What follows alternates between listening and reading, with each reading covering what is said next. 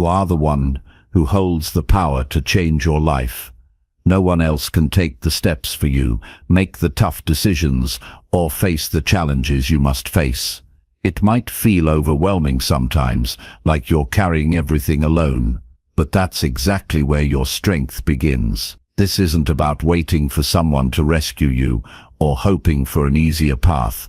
It's about accepting that your future depends on what you do every day, even when it's hard, even when no one is watching. In this script, you will discover how to take full control of your life, build unshakable discipline, and push yourself beyond comfort. You will learn to set clear goals and keep track of your progress, face your fears head-on, and protect your time by saying no without guilt. Most importantly, you'll find out why showing up consistently, especially when nothing feels easy, is the key to real change.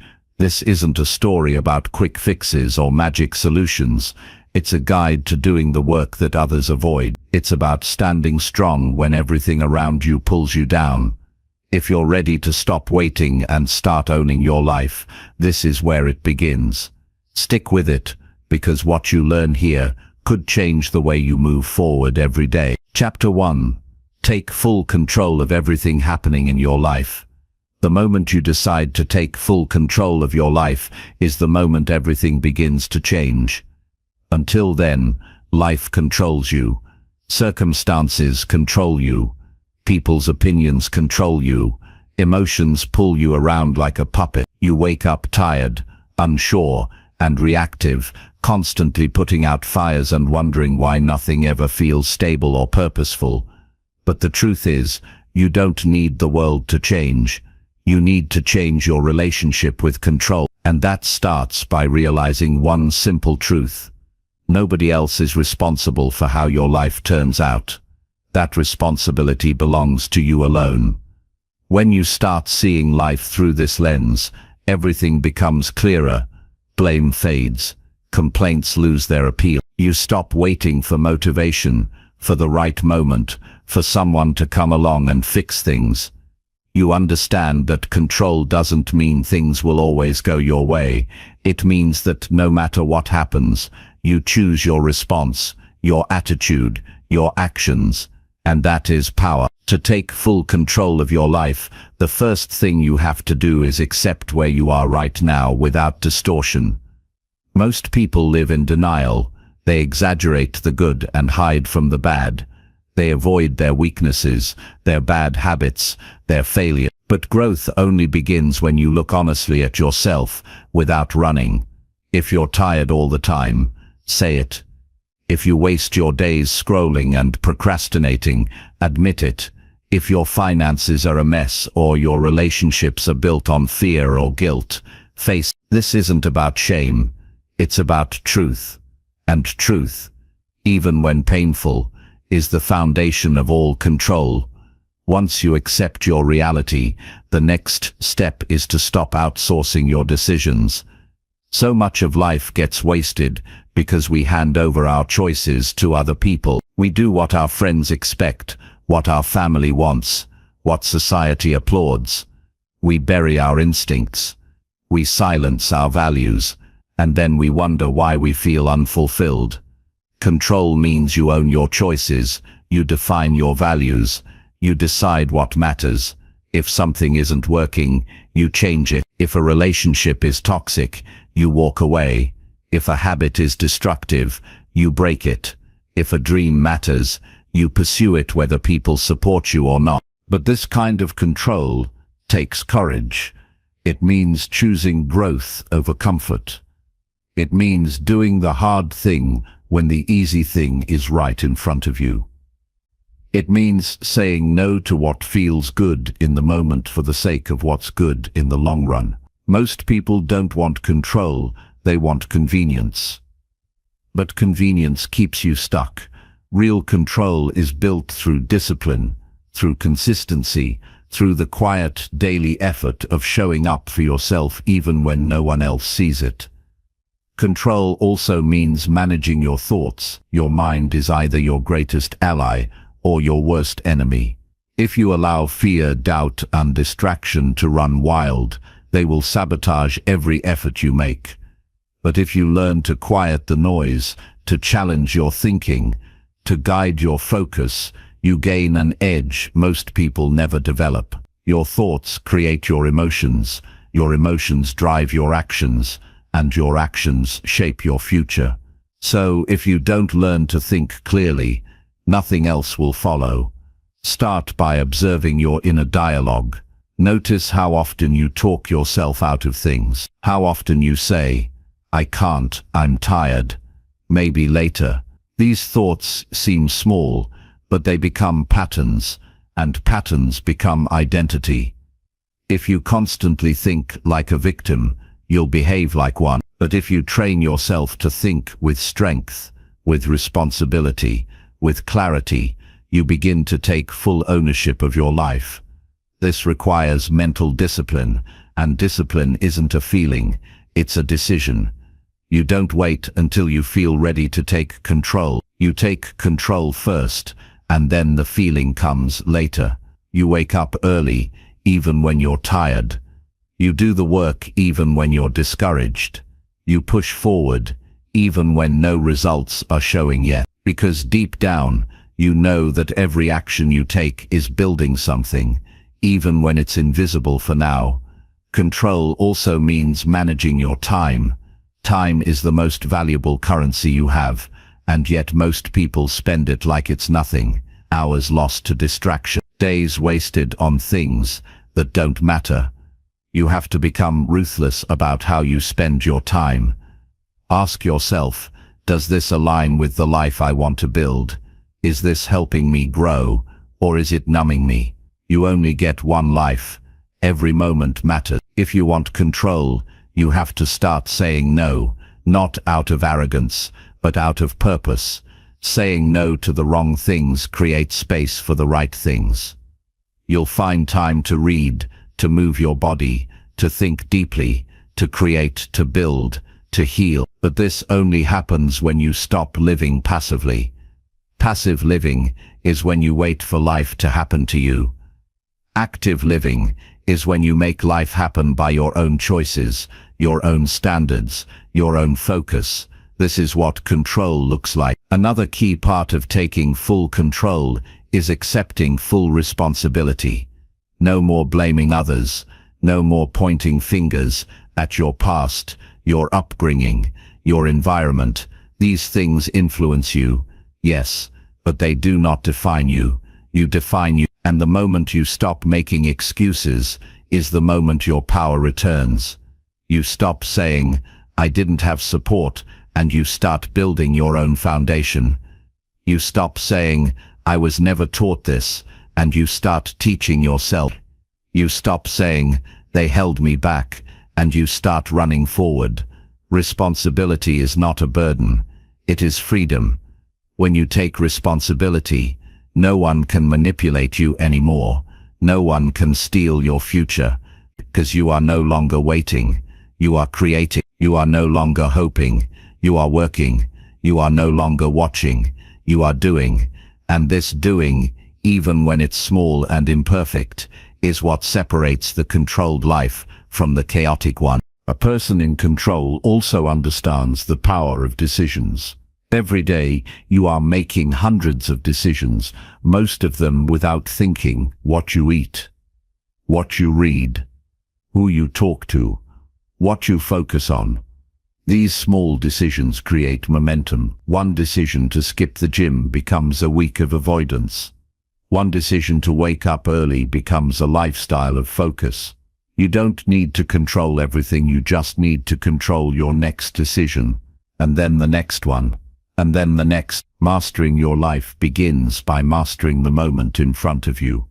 Sometimes control means making uncomfortable changes, letting go of people who drain your energy, leaving places that no longer align with your growth, starting over when you realize you've been walking the wrong path. These choices are not easy. They come with fear, with grief, with doubt, but they also come with clarity, with peace, with strength. Life isn't supposed to stay the same. If something needs to end, let it. If something needs to begin, begin it. Staying stuck out of fear is a silent form of self-sabotage, but change, real intentional change, is a declaration that you are no longer willing to be passive in your own story. Taking control also means facing the truth about your habits. Habits build your future more than anything else. If your habits are destructive, your future will be too. But if your habits are strong, even your worst days will be productive. Audit your habits honestly. What do you do in the first hour of your day? How do you end your night? How do you treat your body, your mind, your environment? If your habits don't align with your goals, you need new habits. Start small. One daily win.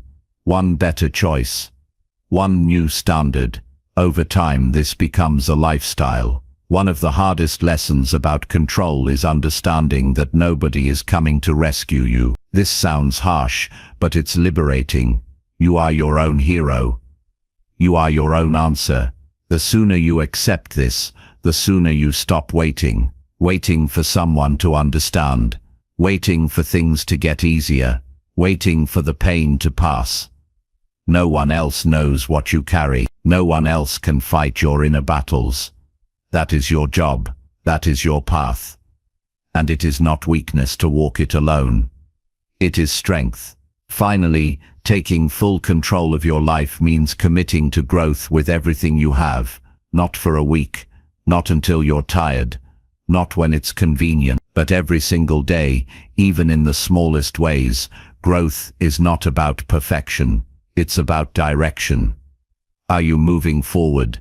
Are you becoming stronger, wiser, clearer? Are you living by your values or reacting to your emotions? Are you building your life or letting it pass by? If you want to change your life, you must be the one who takes the first step and the next and the next. No one will give you permission.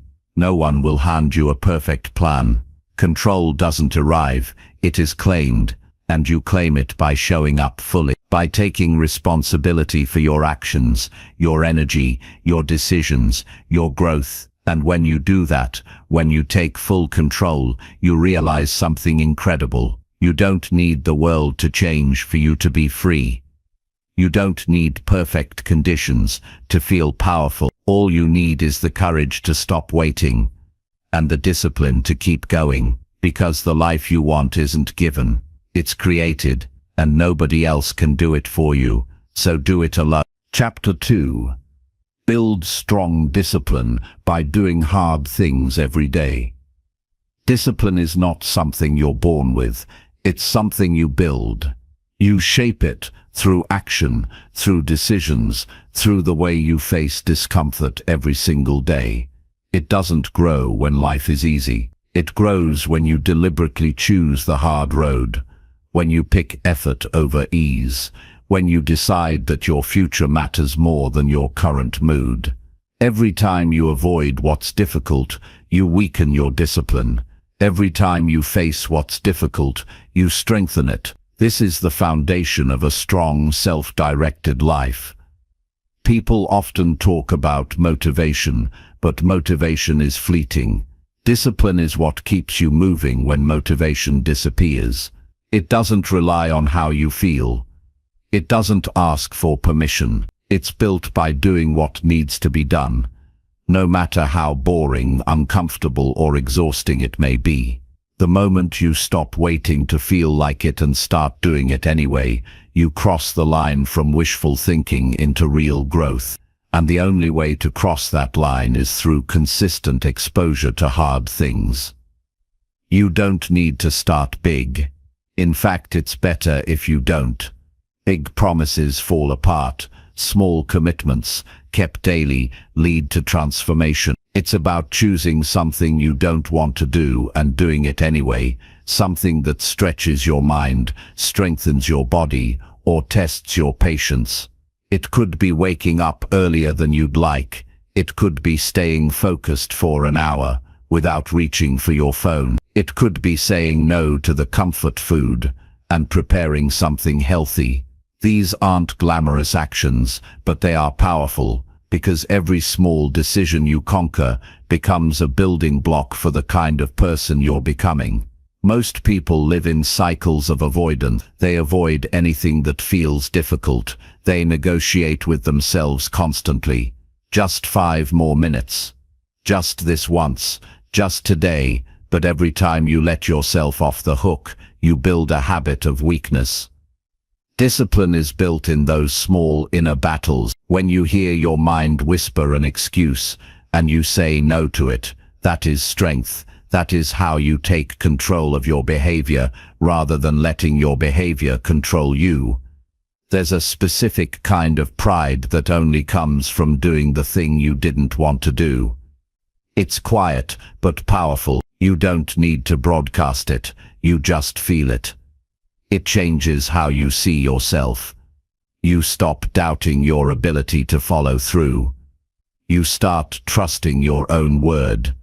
That self-trust is one of the rarest, strongest assets a person can develop, and it only comes from showing up, especially when it's hard. The best way to build discipline is to structure your day around commitments that stretch you. Set a specific time to do the work. Don't wait until it's convenient. Don't wait until you're in the mood. Anchor it in your routine, like it's non-negotiable. Treat it with seriousness. And when your mind starts arguing, because it will, don't entertain the argument. Move into action. The more you act without hesitation, the more you weaken the voice of resistance. Over time you'll notice the arguments fade. You won't even need to debate with yourself anymore. Doing hard things becomes part of who you are. You'll also start to see the ripple effect. When you train discipline in one area, it spreads into others. Maybe you start by exercising every morning. Soon you find yourself more focused at work. You eat better. You sleep earlier. You feel more grounded. This happens because discipline creates order. It gives structure to your mind and your habits, and when your internal world is structured, your external world follows. Hard things also bring you face to face with your limits. They reveal your excuses, your emotional triggers, your mental patterns, and that's good. You can't grow if you don't know where you're weak. When you do hard things on purpose, you see your patterns clearly. You learn what kind of situations make you want to give up. You understand how you react under stress. And once you see it, you can change it. You can become the kind of person who keeps going, who adapts, who faces difficulty with clarity instead of chaos. Discipline requires sacrifice. You can't have comfort and growth at the same time. You will have to give up certain pleasures. You will miss out on quick dopamine fixes. You might disappoint people who expect you to stay the same. But you gain something far greater. You gain self-mastery. You gain direction. You gain control over your life. And nothing you sacrifice will be greater than what you gain in return. One of the best things you can do is make discomfort your teacher. Choose the hard path on purpose. Walk into the resistance. If something makes you nervous, do it. If something feels unfamiliar, lean in. The more you train your brain to see discomfort as a signal for growth, not danger, the more fearless and capable you become. Most people try to engineer their lives for comfort. They avoid friction at all costs. But comfort breeds stagnation. If you want to grow, you have to do the opposite. You have to seek the moments that make you sweat, that make you question your limits, that demand more from you than you thought you had. This doesn't mean being reckless. It means being intentional. You're not doing hard things to punish yourself. You're doing them to build yourself.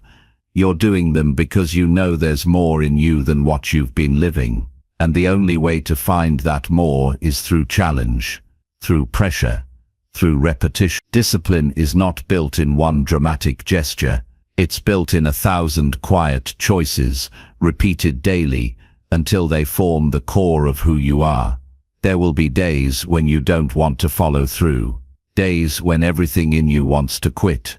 That's when the work matters most. when it's inconvenient, when you're tired, when there's no reward in sight, because that's when you're training your identity.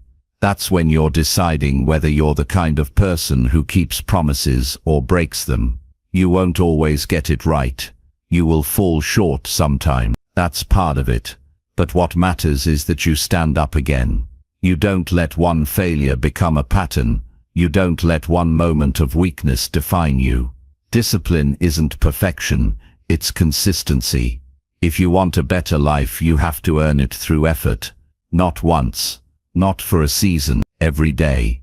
That effort doesn't have to be dramatic. It just has to be real. It has to challenge you. It has to cost you something. Because the life you want will never be handed to you.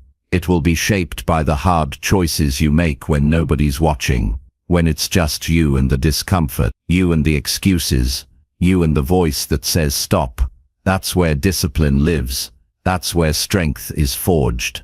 Build it every day, even in small ways. Wake up early, move your body, do the work, speak the truth, delay gratification, sit with discomfort, push when it's easier to quit. Each time you do, you build a little more strength, a little more control, a little more of the life you were meant to live. And before long, the hard things don't scare you anymore. They become your training ground. They become the place where you meet your potential. And the more you build discipline, the more you realize this is how you take charge of your life. This is how you rise above distraction, weakness and fear. You don't wait for permission. You don't wait for permission. You don't wait for ease. You do the hard things every day, because that's how greatness is built. One difficult step at a time. Chapter 3. Set clear goals and track your progress daily. Clarity is the beginning of progress. Until you define exactly what you want, you will drift. You will waste time. You will work hard without direction, and that kind of effort doesn't lead to meaningful change. It leaves you tired, but stuck. That's why setting clear goals matters. It's how you give your actions purpose. It's how you draw a line between who you are and who you want to become. If you wake up every day without a specific target, you will always react to life instead of creating it. And people who live in reaction stay small. They chase what's urgent, not what's important. They become busy but never fulfilled. Setting a goal, a real one, cuts through all of that. It gives your time weight. It tells your mind what to focus on. It pushes distractions to the side and brings your purpose to the front. But it's not enough to just have a vague idea of success. A goal has to be precise. It has to be something you can name, measure, and pursue. Wanting to be healthier isn't a goal. Walking 5 miles a day and cutting sugar for 30 days, that's a goal. Wanting to be more productive isn't a goal. Finishing 1 chapter of your project every week, that's a goal. Your goal has to be clear enough that you know exactly what action to take next. That's how you turn ideas into movement. Once you have clarity, the next step is commitment. And commitment means you track your progress every single day. You don't just set the goal and forget about it. You visit it daily. You check in. You measure what you did and what you didn't. You keep score. That daily accountability is what turns your intention into discipline. It forces you to face the truth. It reveals your patterns. It helps you see if your effort matches your ambition. Most people set goals once and then drift back into comfort. They never look at them again. Then they wonder why nothing changes. Real progress doesn't happen that way. It requires deliberate effort and constant reflection. You have to be honest with yourself about how you're doing. You can't lie to your journal. You can't argue with numbers. When you track your progress, you remove the guesswork. You get clear feedback, and feedback is what helps you adjust and improve. Daily tracking doesn't need to be complex. It can be a simple checklist. A calendar with an X for every day you did what you said you would. A notebook where you record your habits, your routines, your tasks completed. The point is to create a visible system that keeps your goal present in your life. Out of sight means out of mind. If you don't see your goal daily, you will forget why you started. You will lose momentum. That's why so many people give up. Not because the goal is impossible, but because they stop paying attention. Progress is not always dramatic. Sometimes it's invisible. Sometimes you don't feel like anything is changing. But when you track, you see the truth. You're moving. Even if it's slow, you're building something. And that knowledge, knowing you're not stuck, is powerful. It gives you the strength to keep going. It reminds you that growth is happening even when it doesn't feel like it. Most transformation is quiet. You won't notice it in the moment, but you'll look back one day and see how far you've come. And that distance was built one track day at a time. Tracking also forces you to confront where you're falling short. That's not something to fear. That's where the learning lives. If you skip a day, or miss a habit, or procrastinate on a task, write it down anyway. Be real with yourself. That's how you learn to correct your behavior. That's how you catch the excuses and replace them with action. Nobody improves without seeing their mistakes, and nobody grows by hiding from them. You're not tracking to shame yourself. You're tracking to guide yourself. You're becoming your own coach. You're giving yourself the data you need to level up. Every goal you set should be broken into smaller steps. If your goal is too big or too far away, your mind will resist it. You'll feel overwhelmed. But if you break it down into daily actions, you give yourself something achievable to do each day. That's where confidence comes from. Completing small wins consistently. It builds trust. It builds momentum. You start to believe you can actually do this. That belief is earned. It's not automatic. You get it by showing up and tracking the fact that you showed up. Over time, those small wins compound. They become habits. And once something becomes a habit, it's no longer a decision. It's just who you are. When you track progress, you also train your attention. You learn what works and what doesn't. You notice patterns. You begin to see what times of day you're most focused. What behaviors lead to slumps. What habits give you energy. All of this helps you work smarter. You stop guessing and start refining. That's how progress accelerates. You tweak your routine based on real feedback, not feelings. Feelings can lie. Tracking tells the truth. It also sharpens your identity. Every day you follow through on your goal and track your effort. You're telling yourself, I'm someone who takes responsibility for my life. That self-image matters. You start to embody the person you're working to become. You no longer just want change. You are changing. And when you see yourself as someone who follows through, it becomes harder to break your word to yourself. You take your own standards more seriously. This kind of system gives you clarity, consistency, and confidence. Clarity in knowing what you're working toward. Consistency in the daily actions that build progress. Confidence from seeing evidence that you're becoming stronger, more focused, more capable. Without this system, you drift with it. You rise. It doesn't have to be perfect. There will be off days. Life will get messy. But if you keep tracking, even imperfectly, you stay connected to your mission. You don't lose the thread. You find your way back quicker when you fall off. You maintain momentum even through setback. Goal setting and tracking isn't about being rigid. It's about being committed. It's about being intentional with your time, your effort, your energy. If you don't give your days structure, the world will.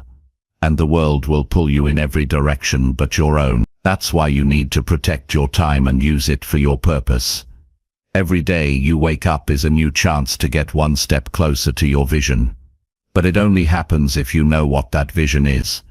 And if you do the work to chase it, measure it, and learn from it, day after day, until it becomes your reality. Chapter 4.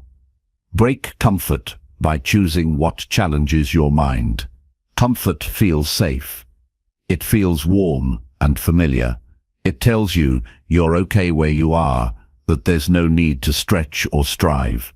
It makes the day feel easier and the moments feel lighter. But comfort is a trap when it becomes your home. It's the quiet enemy of progress. It whispers that you're doing enough, even when deep down you know you're capable of more. When your mind is never challenged, it gets dull. It stops growing. It settles for patterns instead of breakthroughs. That's why you must learn to break your comfort on purpose, especially in your thinking, because everything begins in the mind. How you think shapes how you live, and how you live becomes your future. There is no growth without resistance. That resistance must be mental first. If your thinking is never questioned, it becomes stale. If your beliefs are never examined, they become blind rules. And if your ideas are never stretched, you'll repeat the same limited results. Choosing what challenges your mind isn't about suffering or discomfort for its own sake. It's about upgrading the way you see, solve, decide, and lead your life. When you face something mentally difficult, an unfamiliar idea, a complex problem, a hard truth, you activate strength you didn't know you had. You force your brain to adapt. And in that adaptation, new levels of focus, clarity, and confidence are built. The moment you begin doing what's mentally uncomfortable, reading what stretches you, engaging in hard conversations, sitting with your own thoughts, you begin to separate yourself from the version of you that just wants to coast. Coasting leads to regret. Growth leads to freedom. You cannot have both. You must choose one. People often avoid mental challenge because it's tiring. It requires effort without visible reward in the moment. But that's exactly why it works. The mind, like a muscle, gets stronger through demand, not ease. When you solve a puzzle that frustrates you, when you write through writer's block, when you think through a decision instead of reacting, you're sharpening the mental edge that helps you deal with life's chaos. You're no longer a victim of circumstances. You become a thinker with clarity, not just a person who reacts out of habit. The best way to break comfort is to deliberately put yourself in situations that require new thoughts. Learn skills you're bad at. Expose yourself to perspectives you disagree with. Study ideas that force you to pause and reflect. Don't just collect information that makes you feel good. That's mental junk food. It fills you, but it doesn't nourish you. Seek out what challenges you to change your mind, to evolve your patterns, to raise your standards. That's where growth is. Mental challenge also means becoming emotionally honest. Sitting in silence and facing your real thoughts, without distraction or escape, is one of the most powerful practices you can build. Most people run from their inner noise. They drown it in entertainment, comfort food, busyness. But when you choose to sit still, to breathe, to face the discomfort, you learn who you really are.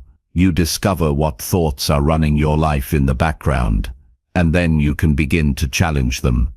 If your thinking says, "I'm not good enough," question it. If it says, "I could never do that," test it.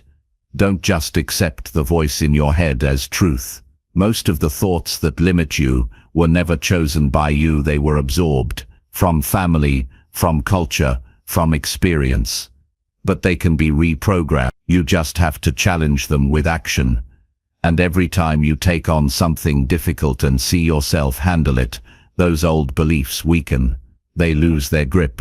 Mental growth is not about being right. It's about being willing to be wrong. That takes strength. It takes humility.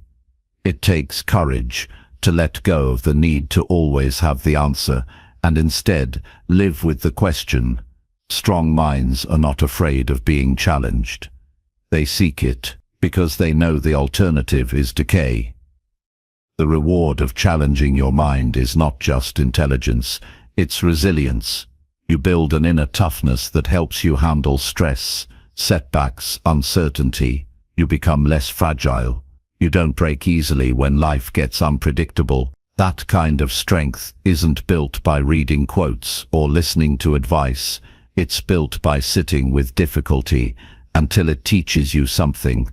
You earn it by going through things others avoid, by thinking deeply when it would be easier to numb out. Each day, you should do at least one thing that forces you to focus deeply, that pushes your brain to stretch. That might be writing down your thoughts until you understand them. It might be solving a hard problem without asking for help. It might be reading a book that makes you uncomfortable because it questions your worldview. Whatever it is, lean into it. Don't chase comfort. Chase challenge. The people who make the most progress in life are not the ones who are the smartest from birth. They are the ones who train themselves to handle the most discomfort without shutting down.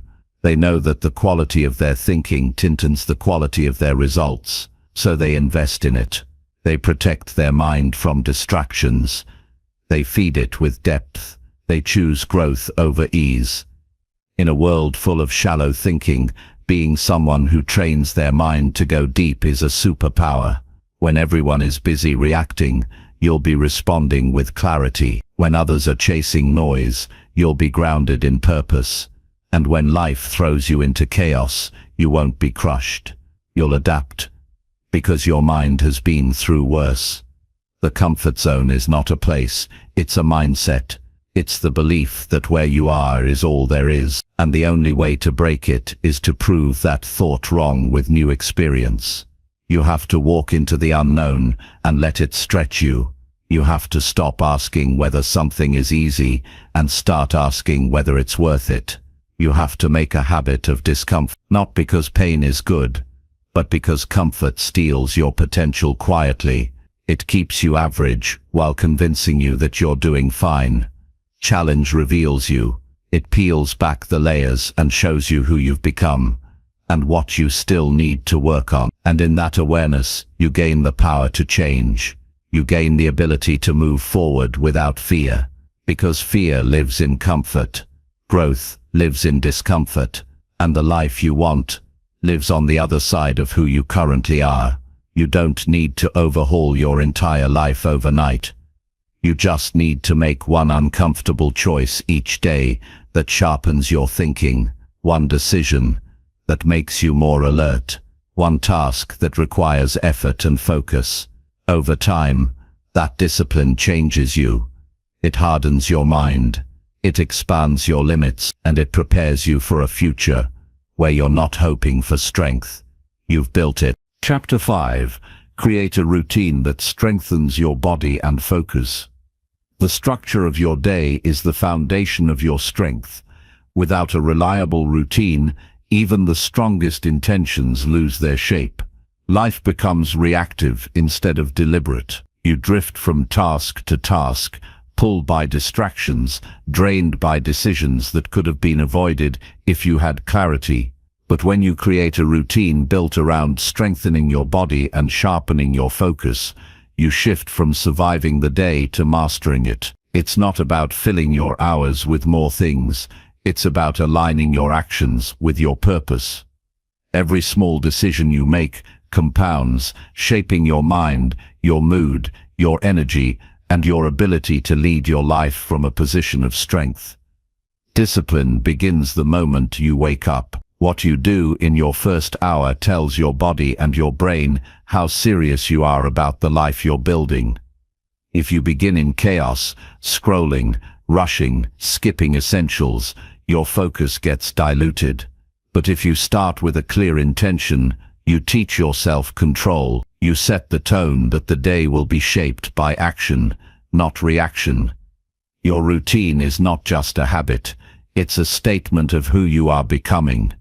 Every rip you do, every step you take, every deep breath you choose over distraction, it builds something in you. Over time, this structure gives you the power to keep moving forward, especially when you don't feel like it. Taking care of your body is not about appearance, it's about preparation.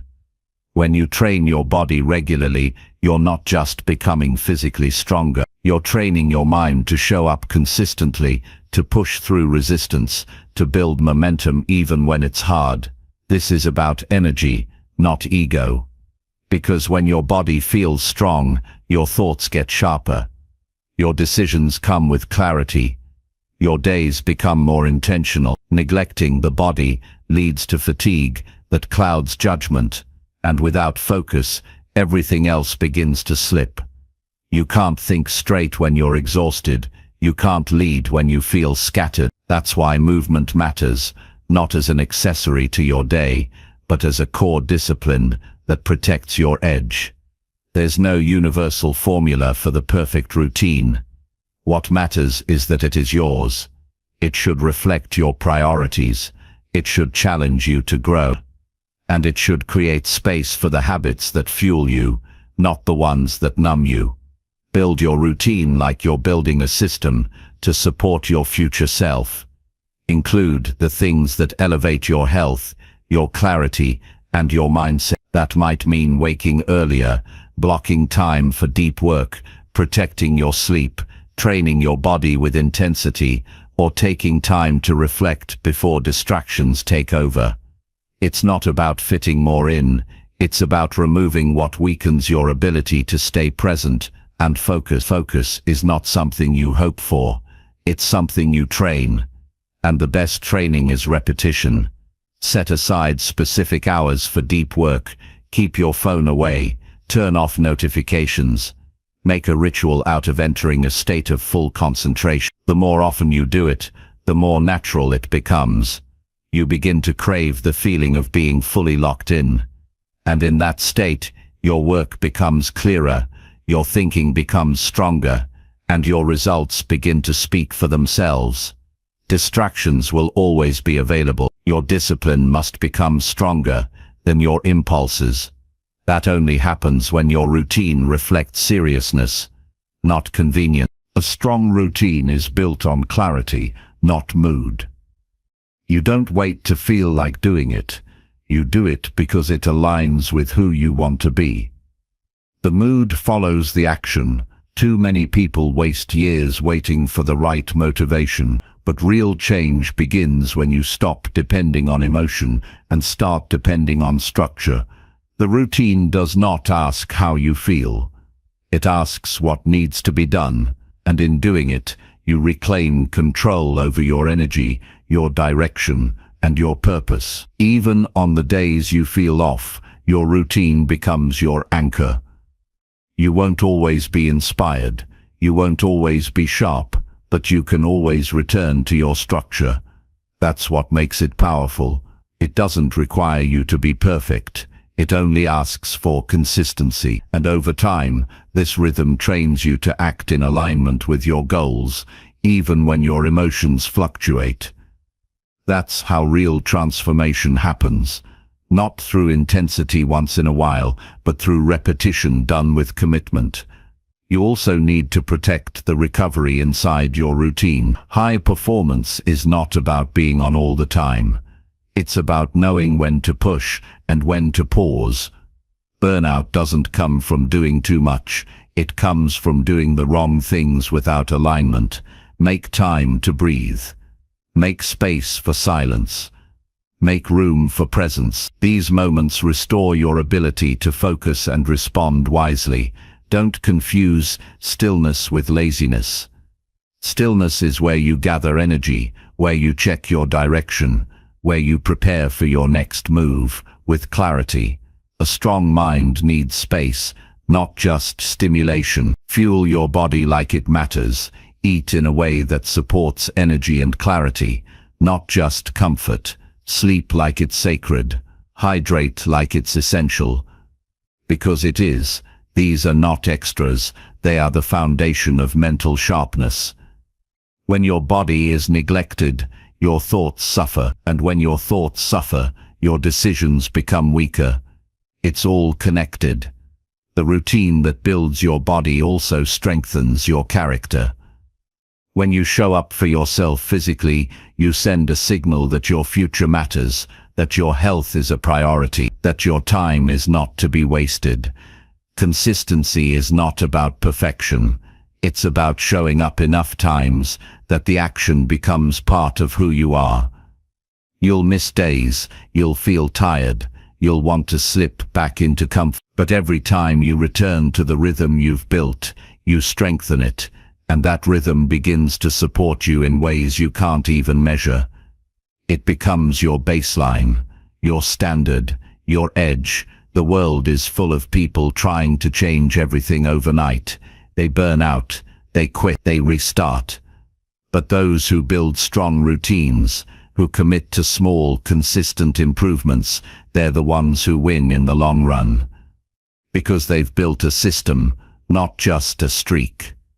This is not about adding pressure to your life. It's about taking responsibility for how your days unfold. You don't need more chaos. You need structure that supports your focus, your strength, your peace. You need to know when to move, when to pause, when to go deep, and when to recover.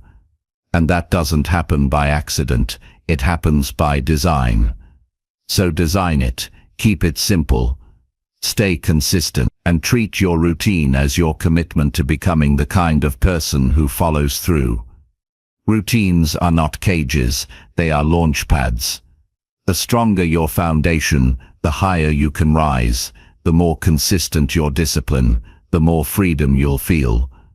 Because you'll trust yourself, you'll know that no matter what happens around you, you've built something solid within. That kind of structure creates clarity. It reduces friction. It brings peace to your mornings and power to your decisions. And that's not just how you improve your day, that's how you change your life. Chapter 6. Cut all excuses and do what must be done. No one is coming to remove the weight from your shoulders. No one is going to push you out of bed, remind you of your potential, or drag you through the things you keep postponing. The people who make lasting progress are the ones who stop negotiating with their excuses and begin taking full responsibility for their actions. Every excuse, no matter how logical it sounds, is still a barrier. It protects your current state and blocks your growth. The truth is, if it matters, you will find a way. If it doesn't, you'll keep giving yourself reasons to wait, to hesitate, or to avoid the work altogether. But excuses don't disappear on their own. They get louder the more you listen to them. You either silence them through action, or you let them shape your life for you. It's easier to say you're tired than to admit you're avoiding discomfort. It's easier to say you don't have time than to confront how much of it you give to distractions. It's easier to call yourself stuck than to admit you haven't done what needs to be done. But that kind of ease is deceptive. It leads to stagnation disguised as comfort. There is always a justification available, always a story that makes inaction seem reasonable. But if you keep choosing the story over the solution, you stay trapped. You stay in the same loop, waiting for conditions to be perfect, for motivation to strike, or for someone else to show you how. That wait never ends. The breakthrough happens when you get brutally honest with yourself. When you strip away the layers of justification and ask, what am I avoiding? That question alone can change the direction of your life. Because behind every excuse is a task you don't want to face. A conversation, a decision, a commitment, a standard. The moment you stop hiding from that and decide to do it anyway, you reclaim control. You prove to yourself that you are not a prisoner of circumstance or emotion. You are the one who chooses how to respond. That decision, repeated daily, builds an unshakable character. People who do what must be done don't wait for everything to line up. They take action while things are messy, unclear and uncomfortable. They don't get everything right the first time. They simply move. They try. They adjust. They keep going. That forward motion creates clarity. It reveals what works and what doesn't. It exposes weaknesses that can be strengthened. But none of that insight is available to those who stay in the planning phase forever. If you want to change your life, stop waiting for confidence. Start with commitment. Confidence is built through proof, and proof comes from doing. There will always be friction. Your mind will offer resistance. It will tell you you're not ready, that it's too late, that someone else is already doing it better. You don't need to argue with those thoughts. You need to move anyway. The habit of doing what must be done, regardless of how you feel, is one of the greatest freedoms you can create for yourself. You're no longer ruled by hesitation. You become reliable in your own eyes, and that kind of trust is rare and powerful. It turns goals into results, and intentions into achievements. There are things you already know you should be doing. You've thought about them for weeks, months, maybe even years. But instead of starting, you tell yourself you'll begin when life settles down. That day never comes. Something else always gets in the way. Life does not slow down to accommodate your goals. You must rise to meet it. That means acting even when the timing isn't ideal, especially then, because the ability to take action under pressure is what separates the serious from the casual. Those who win long-term are not the most talented, they are the most consistent, the ones who get it done no matter what. You must learn to recognize your own patterns. Notice when you're slipping into avoidance. Catch yourself when you start giving explanations instead of results. Every time you justify why something couldn't be done, you reinforce the idea that external factors control your life. But the people who progress take responsibility even when it hurts. They don't blame, they don't delay, and they don't expect someone else to rescue them. They face their reality head-on and take action anyway. This doesn't mean you never rest. It doesn't mean you ignore pain or pretend to be a machine. It means you stop letting comfort dictate your priorities. You rest because it's necessary for performance, not because you're avoiding effort. You take breaks with purpose, not as an excuse to escape the work. That difference is what keeps you grounded. It's what makes your results sustainable. You have a choice every single day. You can continue repeating the same habits, running the same patterns, and hoping for a different outcome, or you can stop tolerating your own delays. You can hold yourself to a higher standard, not once in a while but every day. That means setting a goal and following through, not just when it's exciting, especially when it's hard, boring, or uncomfortable. Those moments are the ones that shape you. There is a kind of quiet power that comes from doing the thing you used to avoid. You start to walk taller. You speak with more clarity. You stop needing constant external approval, because you know you're doing what needs to be done. That's real confidence, earned through action, not words, and it builds over time. It doesn't require you to be perfect, just honest. Honest enough to admit when you're making excuses. Honest enough to start again without feeling sorry for yourself. Honest enough to say, I've avoided this long enough.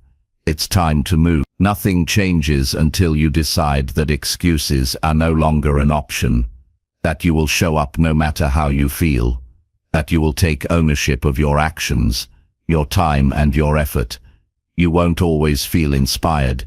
You won't always feel inspired. You won't always feel strong. But you can still act. That's where the growth is. Not in the moments when it's easy, but in the moments when it would be easier to quit, and you do it anyway.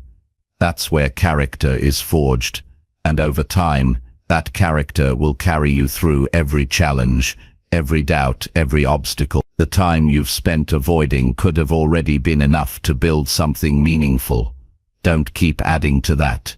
Decide that today is different, that this is the day you stop talking and start doing. That this is the moment you drop the story and take the step. It doesn't need to be perfect. It only needs to be real. Begin and keep going. one clear step at a time. Do what must be done, and watch how your life begins to change. Chapter 7. Spend time alone to think about your direction. Most people are surrounded all day, yet still feel disconnected from themselves. They're constantly reacting, answering messages, scrolling feeds, following routines they didn't even design. But few people pause long enough to ask themselves if the life they're living actually reflects what they believe in, what they value, or what they truly want. This is why solitude isn't a luxury, it's a necessity. Not isolation, but deliberate time alone to hear your own thoughts without interruption. When you avoid being alone, you also avoid clarity. And when you avoid clarity, you move through life on autopilot, unsure why you feel stuck, restless, or uninspired. When you spend time alone, you're not withdrawing from life, you're reconnecting to it in the most honest way. You begin to realize how many of your actions are reactions, how many of your goals are borrowed, how often you say yes out of pressure, not conviction. Solitude allows you to examine these patterns without noise, without performance, without pretending. It gives you the space to ask deeper questions. What matters to me now? Where am I going? And most importantly, why? Without these questions, you can work hard, stay busy, and even be praised for your effort, yet still feel lost. Direction doesn't come from motion, it comes from intention, and intention requires awareness. Awareness that's impossible to cultivate in a life filled only with noise. In silence, your mind reveals the thoughts you usually drown out. You start to hear your inner resistance, your fear, your longings, your doubts. It may feel uncomfortable at first, because you're not used to facing yourself with this kind of honesty. But that discomfort is the starting point for self-mastery. You cannot lead yourself if you never learn to sit with yourself. You cannot move with purpose if you never examine what's pulling you off course. Solitude is where you strip away the world's expectations and start figuring out what's real to you. Not what sounds good, not what others want, but what you, in your own core, know to be right. That kind of clarity doesn't come from productivity hacks or goal-setting seminars. It comes from being still, from sitting quietly, listening to the internal dialogue that's been muffled by distractions. It's in those quiet spaces that real breakthroughs emerge, not because you're forcing answers, but because you're finally making room for them to surface. Time alone also exposes the areas of your life where you're not being truthful with yourself. You'll see where you've been avoiding growth, where you've been settling for less, and where you've allowed fear to shape your decisions. This is not about judgment, it's about awareness. You can't change what you refuse to face, and you won't know what to change unless you take the time to reflect. This reflection doesn't require a retreat in the mountains. It requires carving out small, consistent moments of silence each day. Even 10 minutes of focused solitude can realign your thoughts and reset your perspective. People often resist solitude because they confuse it with loneliness. But being alone is not the same as being disconnected. In fact, when you learn to sit with yourself, you become more connected to your values, your direction, and your inner strength. You stop chasing validation from others because you've learned to validate yourself. You stop needing to explain your choices because you've clarified them within. That inner clarity becomes a compass, guiding your actions not based on trends or approval, but on alignment. Once you start valuing solitude, you begin to see the difference between movement and progress. You may be working long hours, keeping busy, but without direction, it's just noise. Solitude cuts through that. It makes you pause and ask, is this leading somewhere meaningful? If not, you can adjust. You can redirect your focus toward what truly matters. This is how you stop drifting and start steering. Not through massive overhauls, but through regular moments of realignment. Moments when you stop running and start listening. One of the greatest benefits of solitude is that it helps you reset your priorities. You start to notice which commitments drain you, which habits waste your energy, and which routines no longer serve your goals. You begin to understand what needs to be removed, not just added. Growth isn't always about doing more. Often it's about removing the noise so the essential can speak louder. And that kind of discernment only comes when you take the time to think without distractions pulling at your attention. The world around you will always be loud. There will always be someone telling you what you should do, what success should look like, and how fast you should be moving. If you're not careful, you'll internalize their voices and lose your own. Solitude is the space where you reclaim your voice, where you remind yourself what you stand for, what you're building, and what you're willing to walk away from. Without that grounding, you become reactive. You follow momentum that isn't even yours, and eventually you wake up tired, not because you've done too much, but because you've done too much of what doesn't matter. To build a life that's aligned, you must protect time to think. Not just once in a while, but regularly. You must give yourself permission to step back, observe, and ask hard questions. Are your current actions aligned with your deeper purpose? Are you building something or just staying busy? Are your relationships strengthening you or distracting you? These are the questions that reset your path, but they require stillness. They require space. And they require honesty, especially when the answers are uncomfortable. You don't need to have everything figured out in one sitting. The goal is not perfection, but awareness.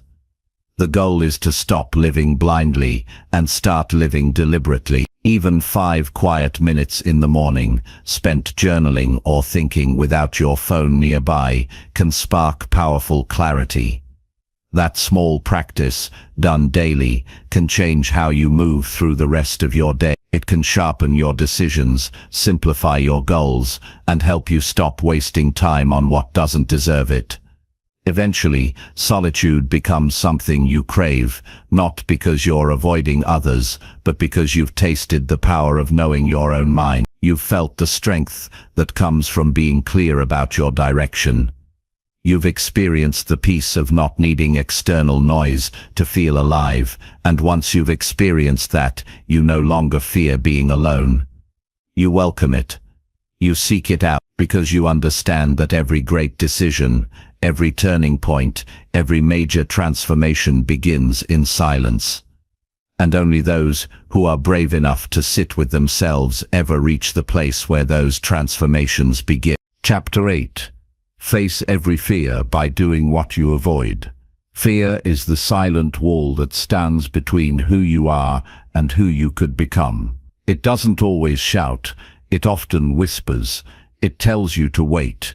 It convinces you to shrink back. It makes you justify why you're not ready, why it's safer to keep doing what's familiar.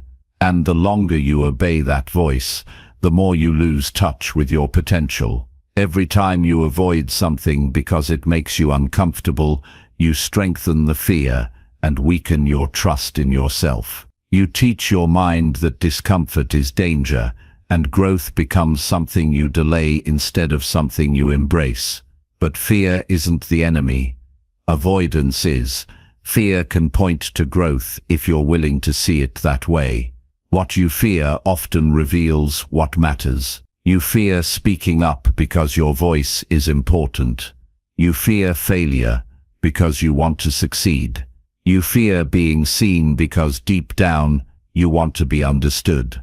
Avoiding what you fear gives fear more power than it deserves. Facing it, even in small ways, reminds you that you are not fragile, that your mind was built to adapt, and that confidence is a skill, not a trait.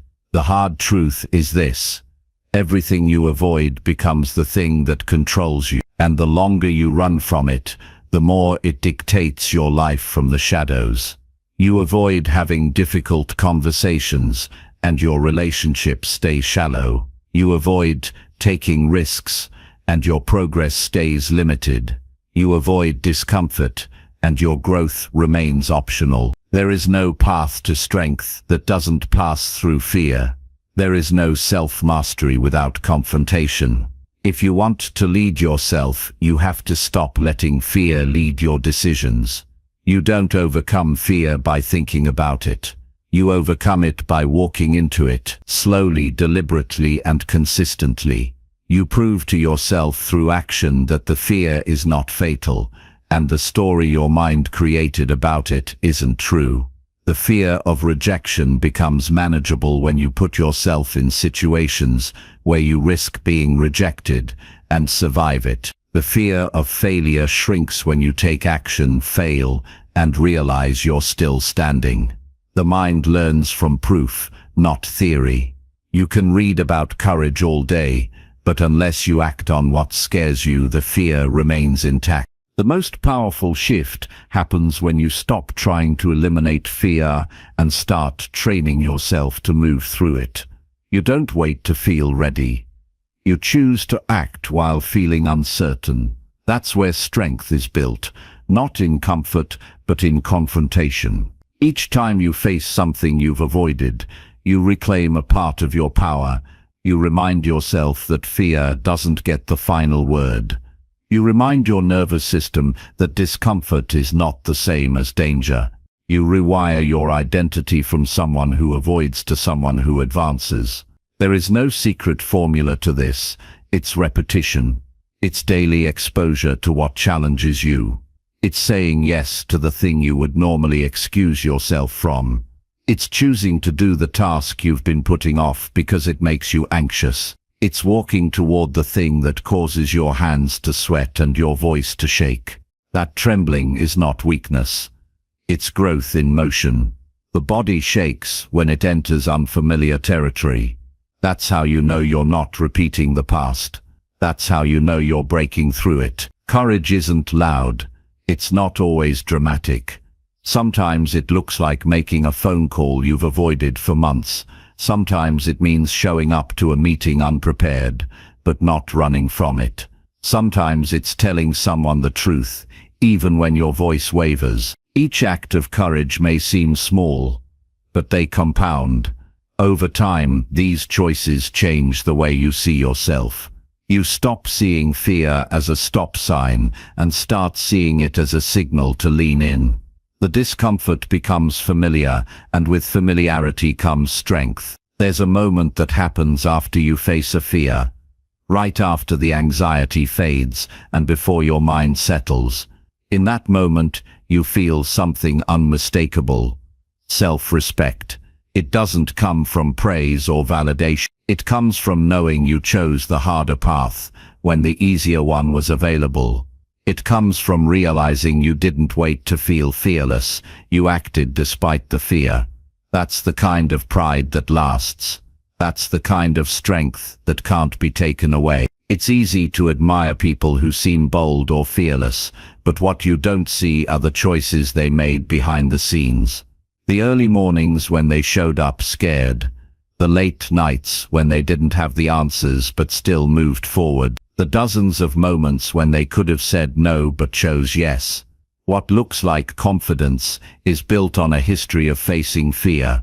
It's not gifted, it's earned. And it's available to you the moment you stop negotiating with the voice that tells you to wait. There is no freedom without fear. Not because fear disappears, but because it loses control over you. The freedom comes when you stop being controlled by what-ifs. When you stop organizing your life around comfort. When you start organizing your life around growth. Growth requires you to be uncomfortable on purpose, not recklessly, but intentionally. You choose the harder conversation. You commit to the unfamiliar step. You train your body and your mind to be strong under pressure, not sheltered from it. Every day gives you an opportunity to build this strength. You don't have to face the biggest fear all at once. You start where you are. Choose one thing you've been avoiding, and do it before your mind has a chance to talk you out of it. Don't wait for the fear to go away. Act in the presence of it, and do it again tomorrow. Let your actions speak louder than your doubts. Let your courage grow from consistency, not from comfort. You're not aiming for perfection. You're aiming for momentum. Every step you take through fear weakens its grip. Every action you take in spite of discomfort strengthens your resolve. You get stronger when you stop hiding from the hard things. You get clearer when you step toward the things you'd rather delay. You grow not when life gets easier, but when you become bolder. Fear will visit often. It will speak with urgency. It will use every excuse to keep you where you are, but you don't have to obey it.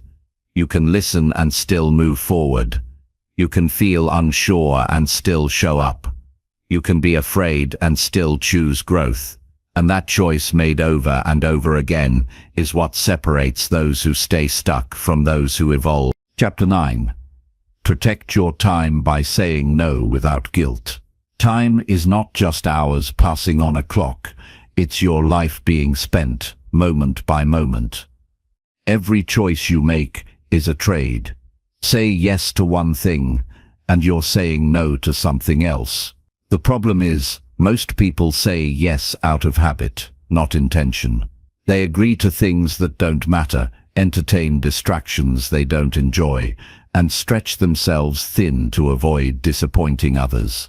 Then they wonder where their energy went, why their goals are on hold, and why they feel overwhelmed but unfulfilled.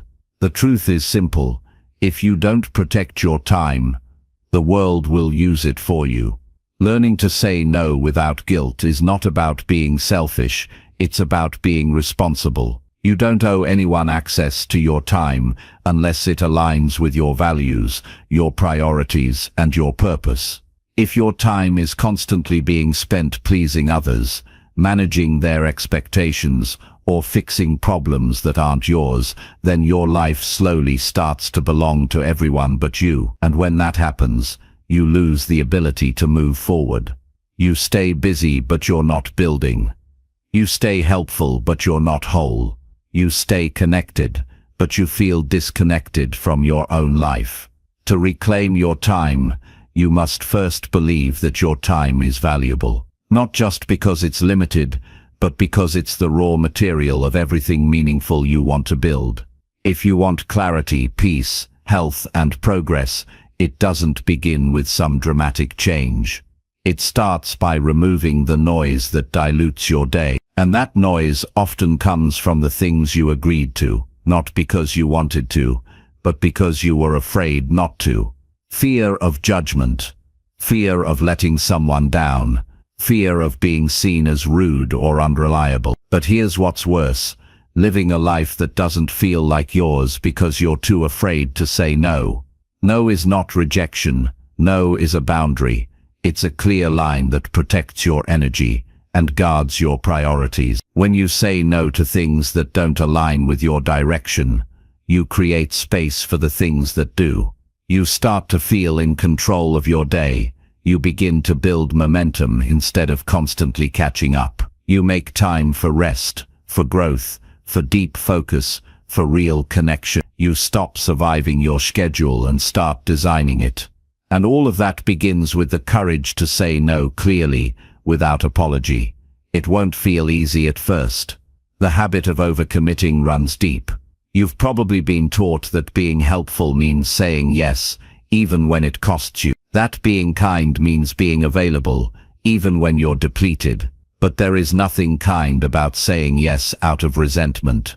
There is nothing generous about giving your energy while burning out quietly. Real generosity comes from wholeness, not exhaustion. Real presence comes from space, not chaos. If you want to be someone who shows up powerfully for others, you have to protect the resources that make that possible, and your time is one of the most important. You do not need to explain every no. You do not need to defend your boundaries. A simple "I can't commit to that" or "that doesn't fit into my priorities right now" is enough. The more you practice it, the stronger you become. At first, people may push back. They're used to you being available. But eventually they adjust. And more importantly, you adjust. You begin to feel what it's like to have space in your life that isn't filled with obligation. You begin to notice your thoughts again. You find time to reflect, to grow, to focus deeply. You wake up without dread, because your day is no longer packed with things that drain you.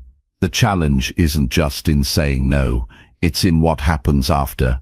That internal voice that questions your decision, that guilt that creeps in and whispers that you should have done more. That's not your conscience.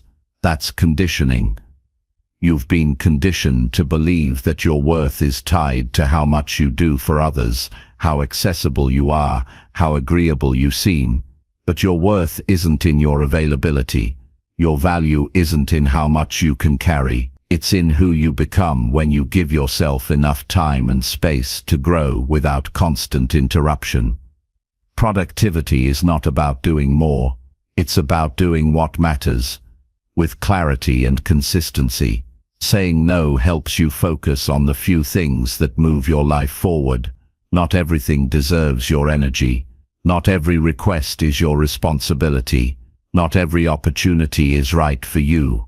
The discipline to decline is just as important as the discipline to work. Without it, you become scattered.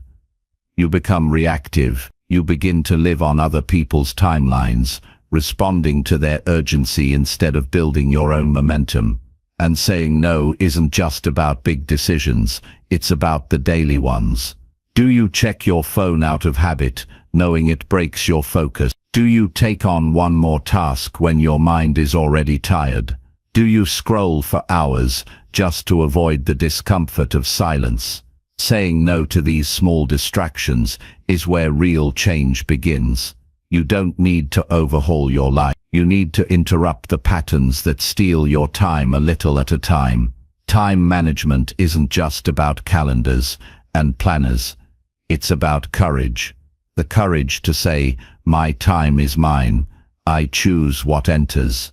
You are not obligated to respond to every message immediately. You are not required to be at every gathering. You are not responsible for managing how others feel about your boundaries. What you are responsible for is how you use the time you've been given, because you don't get today back. Once it's gone, and if you gave it away out of guilt, fear, or habit, you'll feel the weight of that choice, not today, but in the weeks and months ahead when your goals are still just ideas and your peace feels out of reach. So make the shift. Say no with clarity. Say no with peace. Say no, because your time deserves intention, not default. And when you do, you'll begin to see how much power you've been giving away without realizing it. You'll notice how much lighter your day feels when it's filled with what you've chosen, not what you've tolerated. You'll feel the satisfaction of moving through your day with purpose. And you'll begin to understand that protecting your time isn't about escaping life, it's about finally living it on your own terms. Chapter 10. Keep showing up even when nothing feels easy. There will be moments when everything you try feels like it leads nowhere. You'll wake up, not with motivation, but with heaviness. You'll do the work, but the results will seem far away. You'll question why you started, whether you're on the right path, and if you're even capable of seeing it through.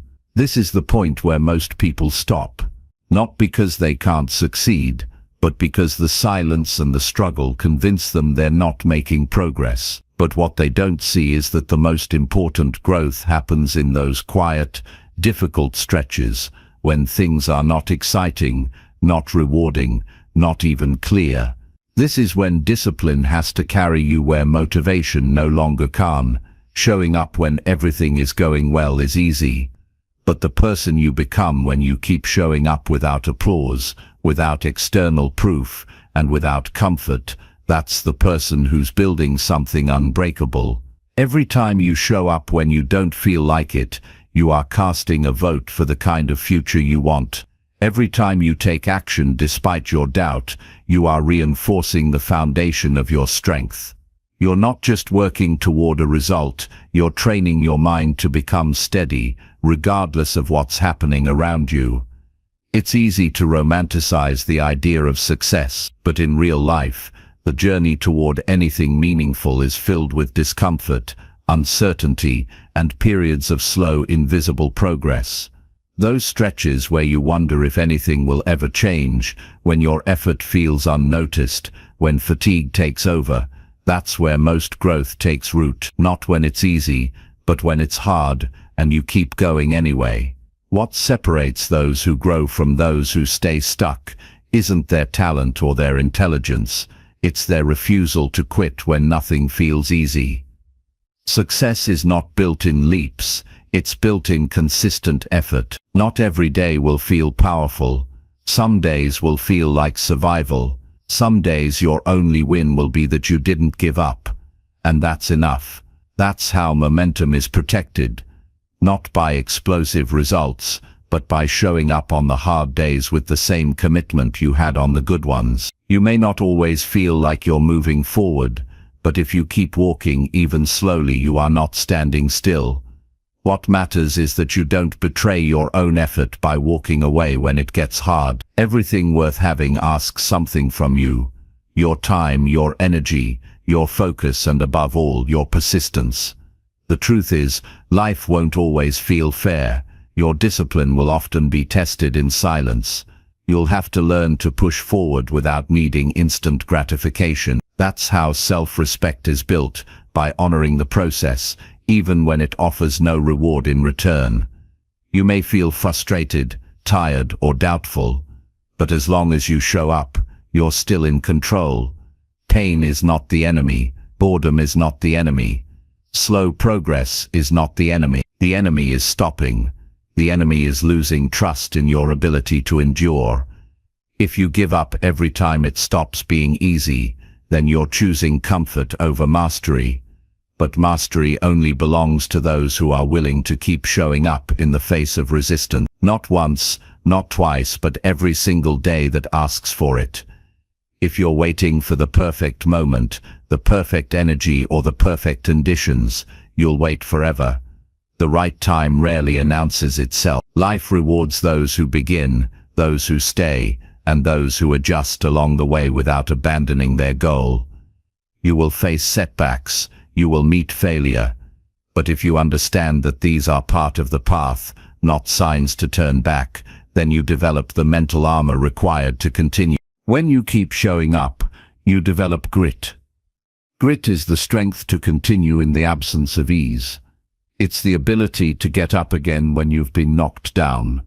It's what keeps you focused when your emotions try to distract you. Grit isn't born in comfort. It's forged in the struggle that forces you to choose discipline over despair. And the only way to build it is by doing the hard thing again and again, until difficulty becomes familiar and fear becomes irrelevant. Consistency is a quiet force. It doesn't make headlines. It doesn't seek praise, but it delivers results that no shortcut ever could. When you keep showing up, you develop habits. Habits that become automatic.